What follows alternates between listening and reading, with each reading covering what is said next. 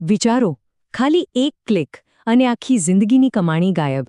હા, આજે આપણે એક એવા જ જબરદસ્ત ઓનલાઈન સ્કેમની વાત કરવાના છીએ જેને હજારો લોકોને પોતાની જાળમાં ફસાવ્યા છે. અને સૌથી અગત્યનું એ સમજીશું કે આનાથી બચવું કઈ રીતે. 50 લાખ રૂપિયા, અને એ પણ એક પણ સાચા ટ્રેડ વગર? કેવી રીતે? આ કોઈ ફિલ્મની સ્ટોરી નથી હો. આ તો એકદમ ચાલાકીથી ગોઠવેલી જાળ છે જેમાં કેટલાય લોકો ફસાઈ ચૂક્યા છે. તો ચાલો જોઈએ કે આ આખું ચક્કર ચાલે છે કેવી રીતે. જુઓ, આ ખાલી પૈસાની ચોરી નથી. ના, આ તો એક માઇન્ડ ગેમ છે. સ્કેમર્સ લોકોના ભરોસા સાથે રમે છે. ચાલો, આપણે એમની આ જાળના દરેક સ્ટેપને બારીકાઈથી સમજીએ. તો આ છે એ 4 સ્ટેપ્સ જે એક પરફેક્ટ જાળ બનાવે છે. શરૂઆત ક્યાંથી થાય? એકદમ સિમ્પલ, સોશિયલ મીડિયા પરથી. અને પછી ધીમે ધીમે એવો વિશ્વાસ કેળવવામાં આવે છે કે બધું સાચું જ લાગે. પણ હકીકતમાં દરેક સ્ટેપ એક ઊંડા ખાડા તરફ લઈ જઈ રહ્યું હોય છે.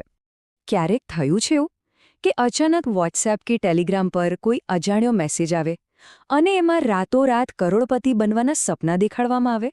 બસ, પછી એ ગ્રુપમાં એડ કરી દેવામાં આવે જ્યાં કહેવાતા એક્સપર્ટ્સ રોકાણની ટિપ્સ આપતા હોય. સમજી જજો, આ જાળનું પહેલું પગલું છે. અને એમની વાતો તો જુઓ: ગેરંટીડ પ્રોફિટ, એક્સપર્ટ એનાલિસ્ટ્સ. આ બધા શબ્દો છે ને, એ ફક્ત લલચાવવા માટે જ હોય છે. પછી ફેક સ્ક્રીનશોટ્સ અને ખોટા વખાણ શેર કરીને એવો માહોલ બનાવવામાં આવે કે જાણે આખી દુનિયા પૈસા કમાઈ રહી છે, બસ આપણે જ રહી ગયા છીએ. અને હવે આવે છે એમનો માસ્ટર સ્ટ્રોક. સૌથી હોશિયાર ચાલ. એ લોકો શરૂઆતમાં થોડા પૈસા ઇન્વેસ્ટ કરાવશે અને પછી એમાંથી થોડો પ્રોફિટ ઉપાડવા પણ દેશે. એટલે શું થાય? આપણને વિશ્વાસ બેસી જાય, લાગે કે બધું જ બરાબર છે. પણ આ જ તો અસલી ટ્રેપ છે. એકવાર વિશ્વાસ જીતી લીધો એટલે તરત જ એક એપ ડાઉનલોડ કરાવશે. અને એપ દેખાવમાં એકદમ રિયલ લાગશે.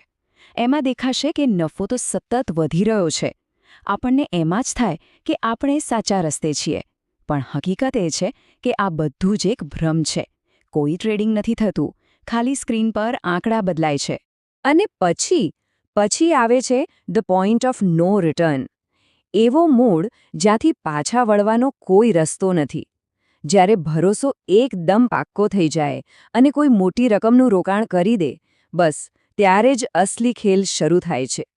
હવે વિચારો, એકાઉન્ટમાં 40-50 લાખનો નફો દેખાય તો સ્વાભાવિક છે કે એને ઉપાડવાનું મન થાય જ. અને બસ આ સ્કેમર્સ બરાબર આ જ ઘડીની રાહ જોતા હોય છે. અને જેવી પૈસા ઉપાડવાની કોશિશ કરી એટલે એમની જાળ બંધ.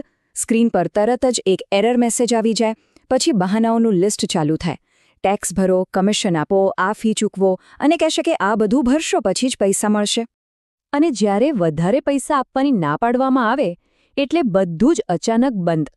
એકાઉન્ટ બ્લોક, એપમાં લોગિન પણ ન કરી શકાય. અને બસ અહીંથી ગભરાટ શરૂ થાય છે.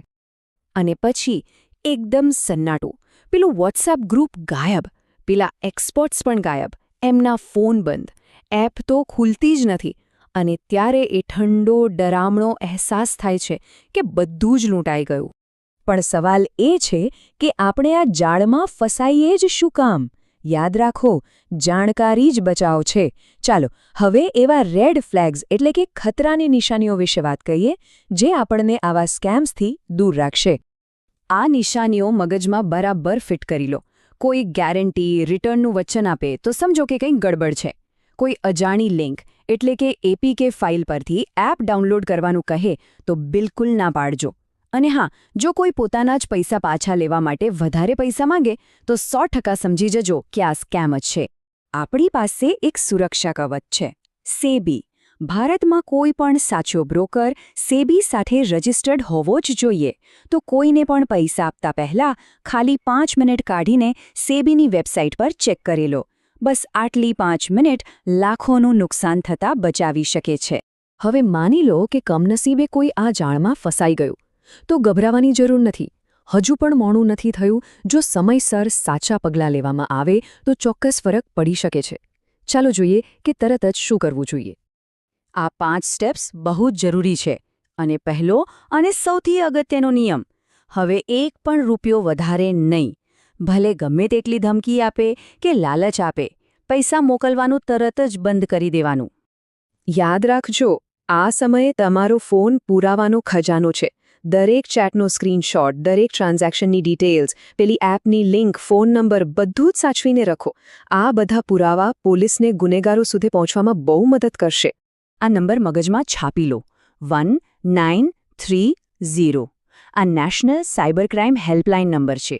જેવી છેતરપિંડીની ખબર પડે, પહેલો ફોન અહીંયા જ કરવાનો. જેટલું જલ્દી કરશો એટલી પૈસા બ્લોક થવાની શક્યતા વધી જશે. પણ હા, ખાલી ફોન કરવો પૂરતો નથી. cybercrime.gov.in આ વેબસાઇટ પર જઈને એક ઓફિશિયલ ફરિયાદ નોંધાવવી ખૂબ જ જરૂરી છે. એના આધારે જ પોલીસ કાયદેસરની કાર્યવાહી શરૂ કરી શકે છે. તો છેલ્લે બસ આ 3 વાતો યાદ રાખજો. પહેલું, જાગૃતિ એ જ સૌથી મોટો બચાવ છે. બીજું, કોઈ પણ જગ્યાએ રોકાણ કરતા પહેલા 1000 વાર વિચારો. લાલચમાં ન આવો. અને ત્રીજું અને સૌથી અગત્યનું, આ માહિતીને શેર કરો. તમારું એક શેર કોઈકની આખી જિંદગીની કમાણી બચાવી શકે છે. સતર્ક રહો અને સુરક્ષિત રહો.